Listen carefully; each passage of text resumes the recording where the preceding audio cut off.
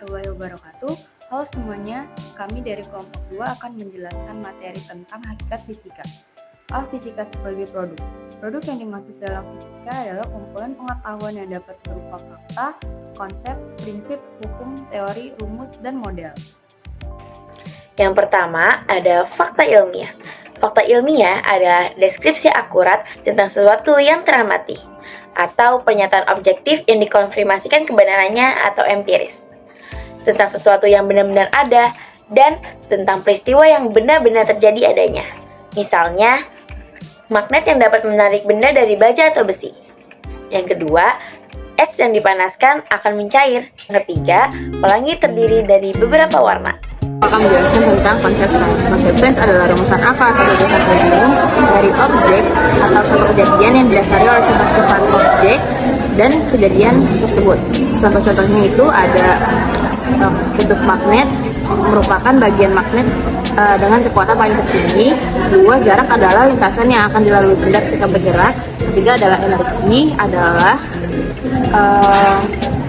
energi adalah usaha atau kemampuan kerja dan mengalami perubahan. Yang ketiga adalah prinsip sains. Prinsip sains adalah rumusan atau generalisasi yang menghubungkan fakta dengan konsep yang bersifat analisis dan bukan sekedar empiris. A. Udara yang dipanaskan. Hal ini adalah merupakan contoh prinsip sains dari hubungan antara udara, panas, dan pemuaian. Yang B adalah air selalu mengalir dari tempat tinggi ke tempat yang terendah. Hal ini disebut konsep dari air mengalir tempat tinggi ke tempat terendah. 4. Hukum adalah prinsip-prinsip khusus yang diterima secara meluas setelah melalui pengujian berulang. Misalnya sebagai berikut. A. Energi tidak dapat diciptakan atau dimusnahkan, melainkan hanya dapat diahli bentukan.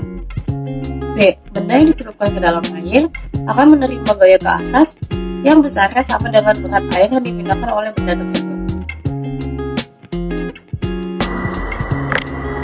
Tujuan dalam mempelajari metode ilmiah adalah salah satu bentuk harapan untuk masa depan. Oleh karena itu, dalam penulisan ilmiah, kita tidak diperbolehkan asal menulis atau mengindahkan kaidah-kaidah dalam penulisan ilmiah. Dalam penulisan ilmiah, kita harus mempunyai metode agar tulisan dapat dipahami dan dimengerti oleh pembaca di kemudian hari. Berikut akan saya sebutkan beberapa tujuan dalam mempelajari metode ilmiah. Yang pertama, meningkatkan keterampilan dalam mengorganisasikan dan menyajikan fakta secara sistematis. Yang kedua, meningkatkan keterampilan dalam menulis berbagai karya tulis. Dan yang terakhir, meningkatkan pengetahuan tentang mekanisme penulisan karangan. Rumus adalah pernyataan matematis dari suatu fakta, konsep, prinsip, dan hukum. Dalam rumus, kita dapat melihat keterkaitan antara konsep-konsep dan variabel.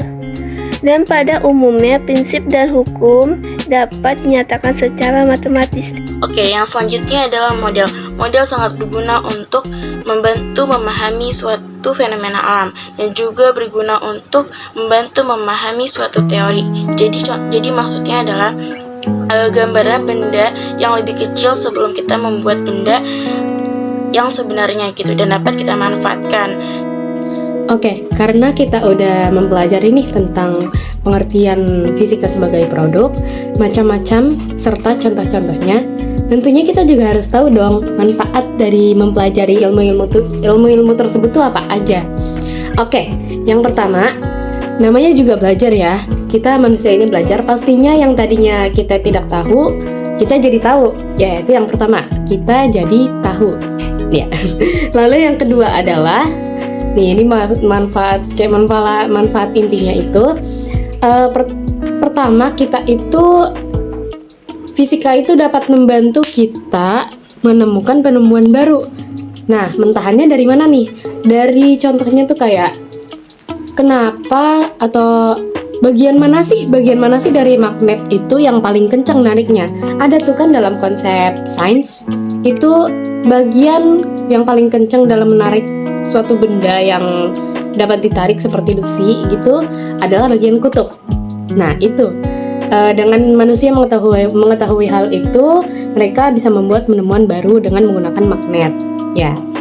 Lalu yang ketiga adalah dapat melatih kita sebagai manusia berpikir secara rasional. Kayak ada di mengapa air tuh bisa mengalir dari yang tinggi ke yang rendah, ada tuh kan. Nah itu tuh melatih kayak kenapa ya kok bisa. Nah karena adanya gravitasi itu kita dapat membantu kita berpikir secara logis ya. Lalu yang terakhir kita ini harus mempelajari ilmu fisika juga manfaatnya, karena ilmu fisika ini itu berhubungan dengan ilmu lain seperti astrofisika, fisika kimia, biofisika. Nah itu manfaatnya, kita jadi mengetahui cabang-cabang ilmu lain yang berhubungan dengan fisika. Oke, sekian. Selanjutnya adalah kesimpulan. Produk yang dimaksud dalam fisika sebagai produk adalah kumpulan pengetahuan yang dapat berupa fakta, konsep, prinsip, hukum, teori, rumus, dan model. Yang pertama, fakta. Fakta yang dimaksud adalah deskripsi akurat tentang sesuatu yang teramati. Yang kedua, konsep. Konsep ialah rumusan akal atau gagasan umum tentang objek. Yang ketiga ada prinsip. Prinsip adalah rumusan atau generasi hubungan fakta dengan konsep. Yang keempat ada hukum. Hukum adalah prinsip-prinsip khusus yang diterima secara meluas setelah melalui pengujian berulang. Yang kelima ada teori.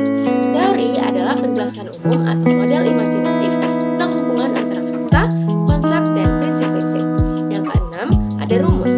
Rumus adalah pernyataan matematis dari suatu fakta, konsep, prinsip, hukum, dan teori. Dan yang terakhir ada model.